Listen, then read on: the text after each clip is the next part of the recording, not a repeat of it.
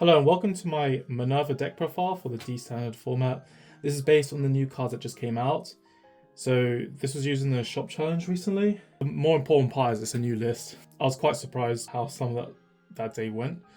But to kind of go through the list, we had basically the entire ride line, of course, as usual. I'm not sure when this ride line will probably change. I think it's going to be a case of what generics there are out there.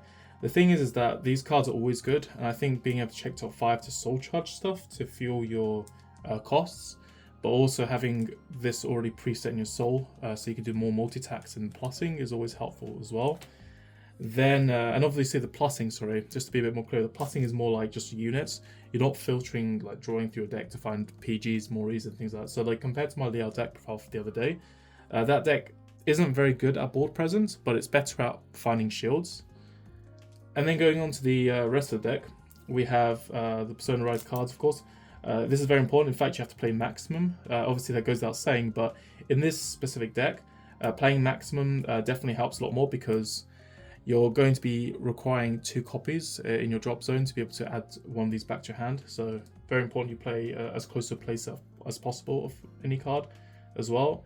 But the Soul Blast skill, the Soul Blast cost to use the skill is also very handy. Not just for the skill, but also for the cost, because the cost can also help to fuel conditions and things as well, and help to kind of set up a drop zone, especially in the long run, that might help you. Gives you more outlets, not just for Soul Blast and the Witches, but also for meeting Feroros's condition. And then we've got 4 copies of Angelica. This is the countercharge of the deck, but it's not the only card that you'll be drawing into that can countercharge, because you've got now toolboxing in this, more and more than before. So you'll always be able to retrieve this sort of stuff as well. And of course you want to play 4 because you want to have 2 copies of a card, so we can use the new grade 2 that came out as well. This thing, Soul Blast on attack, which is handy if you want to do multi-attack extensions. Think of it as Shojodoji. So Shojodoji, that deck, it has a lot of multi-attacking. There is a way of multi-attacking without having to attack with your Vanguard. It's one of the fewer decks in D standard that can actually do multi-attacks without the Vanguard attacking. So then what you're basically doing is you attack with this, you Soul Blast a Kamar, and then you basically with Soul to countercharge, give your Vanguard 5 as well, of course, and then this gets called out using the same counterblast. You just countercharge and you swing again. So you get like an extra attack, and you still haven't even swung with your Vanguard yet. So it's very handy. For that reason as well, and obviously it makes so your Vanguard goes without saying there's always going to be baiting out PGs, but obviously seeing the crits is also quite important, which is also why the skill's really good when you're Soul Blasting one to check top card. So that's the grade 3, and also you want to try and soul charge these. So whenever you use the ride line to check your top 5, you want to try and put grade 3s if you can, not just the Witches but also grade 3s. And sometimes even cards that you may consider adding back to your hand via any of the add-to-hand skills. So Minerva's one of those cards, Angelica's one of those cards, so are others. But also just having the grade 3, so you get the 5 to front row via Minerva's skill for having a Rearguard grade 3 in your soul. 3 copies, so addition to the first one we saw, Kamal. So you're trying to soul charge these as much as you can as well. A lot of the cards in this deck now are actually decent soul charge targets as opposed to before. So this card, you basically just do more of your multi-attacks when it's Soul Blasted. So if you keep drawing more of these, not drawing, put them in your soul, then you've got more multi-attacks. But they can also be recycled via cards such as Rearguard, which is the booster grade 1 that you can basically shove the column into your soul, add a Genesis when you drop to your hand. Or with cards like Thassos, which you play 4 copies of. So this is just like the ride line, except you're only checking for 3 and you're only adding 1 to soul. But you reverse stack, you do not shuffle your deck. Try not to shuffle your deck, otherwise that's going to be a problem. And this card is similar to Angelica as well, where you've got a Soul Blasting Rearguard, so you can basically get your Witches out as well to multi-attack with, but you're not countercharging, so just be aware of that. It's very easy for this deck to mismanage your counterblast. I made misplays when I was playing it during the shop challenge because of that. Game 1, I basically kept my damage lower because I played against Prison the day before, and I realized Prison technically can punish you for having high damage because of a certain grade 3 that has a battle type of skill. So what I ended up doing was, I ended up trying to keep my damage a bit lower, but I mismanaged my resources in the process. So I was actually, I ended up basically ruining myself on doing the restand for Minerva because I needed to actually, after I did my attack with one of these Soul Blast enablers, I ended up being in a situation where I was forced to call a Chamomile for CB1 because I had Rearguard in the back row, and I needed to use Rearguard to boost something so that I can get the Minerva from my drop into my hand so I can Persona Ride next turn. So I ended up shooting myself in the foot and missing out on the Persona. Sorry, not just the Persona Ride turn that it was on, but it was also like a restand as well. So you have to be very careful with your resources. This deck is very complicated. It's not like the Liao deck profile, which I find it very straightforward to play. This deck, there's so much micromanaging, and there's more than before right now because there's so many conditions. You're not just paying attention to your soul, your attack patterns, your numbers, and your counterblast management. You're now also paying attention to making sure you've got 2 copies of a set card in your drop zone, slash shed with your soul if you're going to soul blast for the cost. So you can then add one to hand, shuffle the other one into your deck. So that's going to get very complicated. So there's so much to look out for as well. And the other thing with this is, besides soul charging from top of your deck, obviously, the whole soul blast retire herself thing also means that you can then move a card from your drop or your hand into soul. If you put it from your hand, you can then draw cards. So if you maybe use Minerva and you happen to have this already, then what you could do is, if you see like a PG or something on top of your deck, you could basically just go for this and then just soul charge the witch from your hand and then draw. Ideally a witch because it's a draw target, but sorry, not draw target. It's a card that facilitates multi attacks. But otherwise, you recycle from the drop zone and then you just get more setup. So very, very good card, a very good promo. And then 4 copies of Feroz, the new card. This is so good. Only thing is you need to have 2 copies of the card in your drop zone. You can add any Keta card to your hand, or actually any card. It doesn't even have to be a specific nation. It's not like Rearguard or Diorang where you have to actually put the specific clan. In this case, it's anything. So Thassus can now be returned to hand, for example, as well. And even stuff like Biscotti as well can be returned. This card is also treated as Genesis as long as you're playing a Genesis Vanguard. So that's there as well as a handy discard cost whenever you're using Minerva to restand. And the other thing I really like about this is that Thassus herself, she basically checks top 3. She soul charges 1, but then she reverses the rest of bottom. So if you see something that you wish wasn't the bottom, especially an over trigger, you can then use this to shuffle your deck, which then means you know for sure that, okay, now the over trigger is no longer definitely at the bottom of the deck, right? Because it can be anywhere at this point.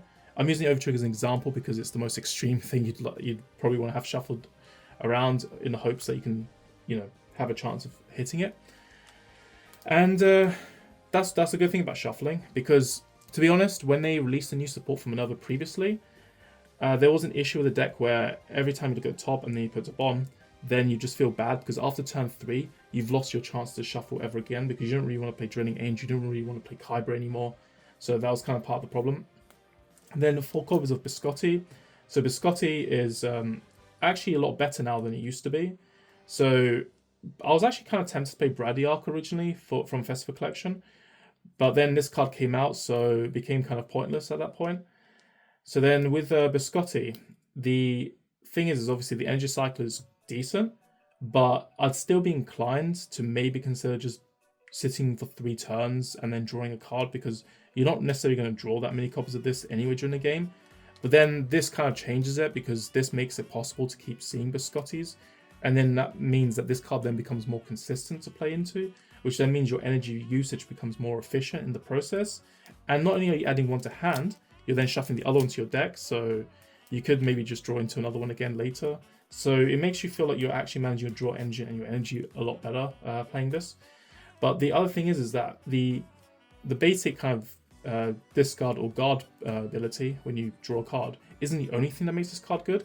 This deck is so consistent at Persona Riding. This whole deck is built around Persona Ride because it's got like 8 cards that can bring back Persona Rides. And you've got a ride line that can basically help you to filter not just the ride line, but also Thassus, which can help you to look for Minerva, for example, and then just add your soul and then drop it. So you can then add it to your hand for your Persona Rides. Basically, this card, once you Persona Ride, you call it, Energy Blast 3, look at top 3 for deck, and then you basically leave one on top to the bottom. If it's your main phase, you can then just call the card. So you can expand your field presence if you're desperate with this card. You can find good stuff like, for example, Foros you can try and draw into as well if you need to. But also, the thing is that with this card, 2 times in the shop challenge, I actually saw the over trigger with this. So checking top 3 is pretty powerful. because of that. You're not checking just one like with Minerva, so you can start with this. If you still haven't seen anything you care about, then you can move on to Minerva and then use Minerva's cost to then look at top again. So you've got basically like at least four digs when you use one Biscotti, just so you can try and look for your best trigger if you wanted to, especially as the game progresses. But obviously that is dependent on whether or not you've checked the OT already, or if you've drawn into it, or if you've soul charged it. But the deck doesn't really do blind soul charging, so you're kind of fine on the soul charge side of things. There's so much selective soul charge in that deck. So really, as long as you don't draw it, which if you draw it, that's great, as long as you don't damage check it or have driven checked it earlier. So there's so many, it makes it feel like as if the deck is utilizing the over trigger mechanic more than a lot of other decks are at the moment, which is, yeah, quite funny actually. Then we have 3 copies of Melissa. So Melissa is a free superior call that goes to back row. It's locked to back row, but you can do it also main phase and then just move to front row if you need the board that badly. Although I think this deck is very good at calling front row units now compared to before. Then you've got the optional soul charge one as well, so you can maintain your soul level if you need to. But it's just all in all handy to have access to a constant booster that you can just pull out anytime. So you're always hitting for solid numbers. The deck is very good at building a board, which makes it even better against the control matchups for that reason. Then we've got 4 copies of Rearguard, really good. You can basically recycle your witches, such as Melissa and Kamar, and put them into your soul, and then you just add anything from drop to your hand, such as your Persona Ride, which is your main target Persona Ride normally, because the Persona Ride lets you do the thing next turn as well. But cards like Angelica are also good targets. It just means that you can't... Well, you could add Angelica with other cards like Fororos, for example, the grade 2 from earlier, because she works in the main phase, so she's faster at adding your stuff. That's why she's really good. This card is slow, because you have to actually wait the next turn to make use of it. So really the intention with this is just for your setup more so, while any of your immediate effect cards, you try and prioritize using this. So this is for urgency, the same turn. This is for setting up the next turn. That's usually how you want to try and use these cards. And anyone who's played Premium Regali has probably thought about this already. Diorung, good one to compare it to. Diorung is good if you want to get some fast cards out of your hand. If you want to play more defensively or set up, then this card is obviously the better one for that. And it's grade 1. The grade 1 is also an upside in Premium because it means then you've got room to play other grade 2s as well, but it just means that you have to play a slower card for adding stuff back. Also, this is soul charge too, so it helps to also meet your costs, not just for Minerva's restamp, but also for Fororos, because now you're doing even more soul blasting in this deck. So there's a lot more balancing going on here as well. 3 perfect guards, the normal perfect guards even, because this is obviously it's just what it is. You can't play Genesis, unfortunately. If we had Genesis in counter PGs, then this thing would be even better. But I think that's actually the main thing this deck is missing now, is just having a Genesis counter PG. Otherwise, that's the only thing stopping this deck from being complete. The deck is, I think, really good at the moment. I think Minerva is quite underrated from my feeling. I've tested the odds matchups against my own Reziel deck, and this deck, it just kind of grinds it to dust, to be fair, because it just puts the pressure, it keeps it going. So as long as you don't fall out the game, the most important thing with the deck though is longevity. So as long as you can keep surviving and living through your opponent's turns, which is, I think, the main challenge the deck has, and that's why I think the moment we're getting a counter PG, it's going to change so much, because that means you can then add PGs to your hand with Rearguard. You can't add it though with Fororos. I forgot to mention this earlier, but this doesn't add Sentinels. It only adds normal units that aren't Sentinels. So that is a downside, but not a big deal when you've got this in your deck. So that's always going to ensure that you can then deal with late game scale decks such as the new Infinity Destined one, whatever it is. Play Sanctitude, don't play this one, play the other one. I actually forgot to bring the old Sanctitude. I kind of just rushed out to go catch my train. I was building this deck like in that same morning as well, as in like moving stuff from my Liao deck over into this deck, into the sleeves and things. So this card, yeah, Sanctitude just to blitz all the PG. To be honest, I am actually tempted to play Heavenly Bright, which is the Energy Blast 2 check top card, because it can get you access to a damage trigger or even just a huge shield. So I was tempted to do that and just not play Biscotti, because then you can use the Energy Blast 7 to draw, and then use the Excess 2 for Heavenly Bright. That's also on my mind. That's something you could consider as well. Then 1 copy of Radiance Caliburn. It's okay. I don't know how much I'd say it helped me, but definitely in the early game when I opened this and I was getting rushed hard. I mean, it's a grade 3, so you can't guard with it, but when I was getting rushed hard, it felt kind of good to be able to use this in draw 2. I'd also be tempted to consider maybe playing the new one, the new twin cast Blitz Order as well. I think that's also good. In fact, you could soul charge with your ride line or with Thassus, and then you can then send it to your drop zone when you soul blast, and then just use the free shield from your drop. So that's also tempting to do. I'd consider it. I think also the Angel Bracelet ladder is good in the format because you've got Shiranui, which I think I probably should have played. And then 4 copies of Blade Feather Dragon, because it's a soul charge crit, it can give 2k. 2k can be good, especially with Melissa. If you've already got like an 8k boost behind your Vanguard, and then you Superior Call Melissa behind your Vanguard, then you're able to make magic numbers by relying on this card. So that's also quite handy as well. Then 4 vanilla crits as well, and then we've got 3 draw triggers as well as that, just so that you can damage check, draw, or you drive check into them with Minerva and draw. Front triggers I think are decent though. I might test them, but usually I do end up scanning these for ride line, so that kind of does come up. I am a bit concerned about shield value in this deck. So if there was a bit more hard drawing, which there is a little bit off with Biscotti and Rearguard. So I mean, there is an argument for playing fronts, but then there's also like a lot more opportunities to check your triggers as well. So it's a bit for, it's not as straightforward as Liao, where Liao only really gets an extra drive check once with the Divine skill. And then other than that, there's so much hard draw plussing in that deck because of the ride line, because you're also playing the Angelica Order, which does more drawing than the Rearguard does. Which Rearguard is basically like the Angelic Order, it's just a draw 1 version of it.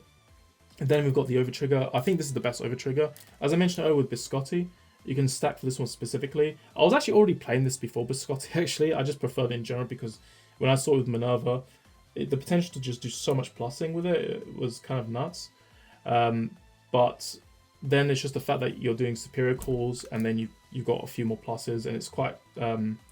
it's always put people on edge, this Overtrigger in Minerva as well. So it's definitely a lot better now with Biscotti being played and being more consistent. So you're able to do stuff like going back to Fororos, right? You can basically just keep reusing Biscottis. You can keep adding Biscottis, calling Biscottis, use up your energy or your Counter Blast, use your Fororos to reuse them if you've already been through too many. And then eventually you can hit the OT and then you just go for the big play. Off that, that's a line of play that this deck has access to. And then 4 heal triggers. And that's more or less it for the Minerva updated deck profile. I hope you enjoyed this deck. If this actually now got me the buy card for the D standard BCS. It's only going to be 1 round though, but still it was more kind of interesting because the tournament I used it in was kind of very sentimental because the locals I went to during the weekend, it's the first time I've played in that store in many years. So I haven't played there in probably like a decade almost, maybe 8 years. And I was actually basically the very first person Vanguard player there. And there was like a few other people. We used to basically spend the first year, this is while I was in my first year at uni, playing. Shout out as well to Joshua Lim if he's watching this. If anyone from Malaysia or KL know him as well. We used to play all the time.